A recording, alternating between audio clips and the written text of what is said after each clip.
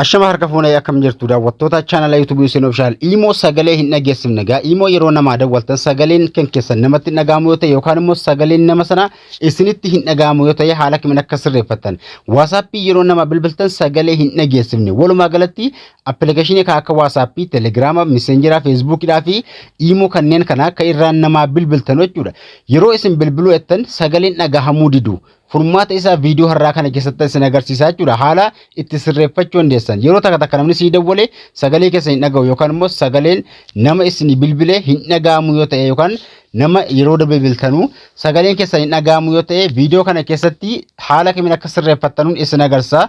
hanga dhumaan nafaana turaasniin jira namoonni haaraa taatan channel keenya subscribe gochuu Video yeroo dhaggeeffatan like tuquun dhaggeeffadha akkasuma videoon kun akka namoota hedduu bira ga'uuf godinyaa keessanii share godhaasniin jira bilbila keessanirraa qaxaa gara barnootaa sinoofa bilbila keessanirraa fakkeenyaaf imo yeroo nama bilbiltan namoonni takka imo kanuma kaameraa cufaa yeroo isin video nama dawwaltan hin dalagu jechuudha maaliif hin dalagne kaameraa cufaa jira yookaan maayikii isaatu cufamee jira sababa inni isiniif hin dalagneef kanaaf fakkeenyaaf imo wal qabatee kan akka WhatsApp wal qabatee jechuudha yeroo awwala banattanu Open camera isin jira yookaan immoo open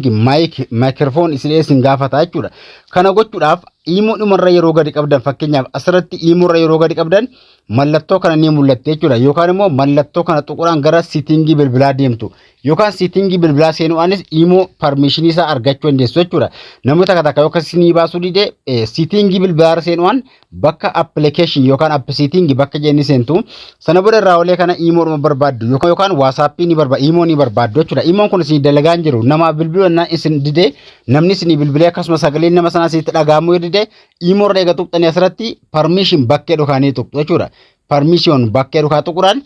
inni guddaa isin asirratti heeyyamatti kennitanu kaameraadhaa fi microphone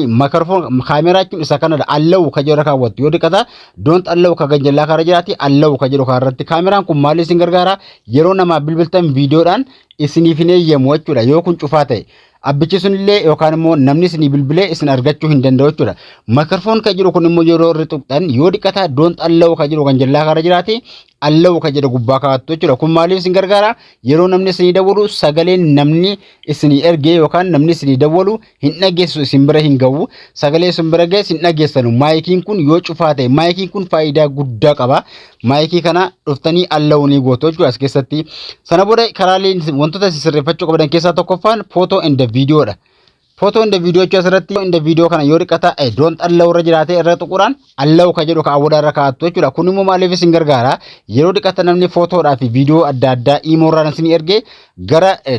gara gaalaarii bilbila keessanitti gadi akka isinii bu'u isin gargaara jechuudha yookaan daawuloodii isinii godha automaatikii ofumaan daawuloodii godhaaf sana booda gaalaarii keessatti argattu jechuudha yoo dhiqata heeyyama itti kennitan inni guddaa kabraa sirreeffatan kontaakti bakkee dhufana kontaakti jechuun namoota isin akkasuma fakkeenyaaf bilbila keessan keessatti save godhatanii qabdanu lakkoofsa bilbilaa isin seefii godhatanii qabdan bilbila keessaa imo qabaachuu dhiisuu jira maaliin bartu yoo kan dhuftanii allahu ka jedhu gubbaa kaawwattan malee don't allahu irra jiraate allahu ka jedhu gubbaa kaawwachuudhaan allahu ka jedhu ka awwaalaa yeroo kaa'attan lakkoofsi nama isin bilbila keessaa qabdan yookaan bilbila keessan keessaa lakkoofsa nama seefii godhatanii qabdanu imo irratti akka inni imo qabu isin agarsiisa nama sana yoo dawwaluu barbaaddanis imo dhumarraan argachuu dandeessu yookaan imo irraan bilbiluu dandeessu jechuudha maaliif imo qabaachuu achirratti ni mul'isa yommuu kana alleeyyamatti hin kennine imo qabaachuu isaa daftanii hin bartanu isiniif hin baasu jechuudha kanaafuu namni takka lakkoofsa isaa imo qabaachuu dhiisu maaliin bettu eega lakkoofsa seefii gootanii kaatanii imo irra seenuwaan bakka ittiin lakkoofsa namaa itti mul'atu ni barbaaddu sana booda isiniif baasa irra tuqxanii dawwaluuf dandeessu jechuudha inni kabraa inni isin fiinis akkuma hamma isin agarsiise yeroo isin bilbiluu dide yookaan nama dawwalu yookaan isin dawwaluu dide haala kamiin kan sirreeffattanu haaluma nama isin agarsiisa siitingii seenuwaan yookaan immoo WhatsApp irra gadi qabu mallattoo kaanii tuqxu yoo barbaadan immoo siitingii seenuwaan bakka permission jedha kaanii tuqxu jechuudha WhatsApp yoo isin bilbiluu dide sagaleen namaa isinitti dhaga'amuu dide jechuudha as keesseenuwaan kaameraa yoo cufaate sagalee namaa hin dhageessanu maayikiin akkuma hamma isin agarsiise yoo cufaate sagalee namaa hin dhageessanu akka WhatsApp kanaa fi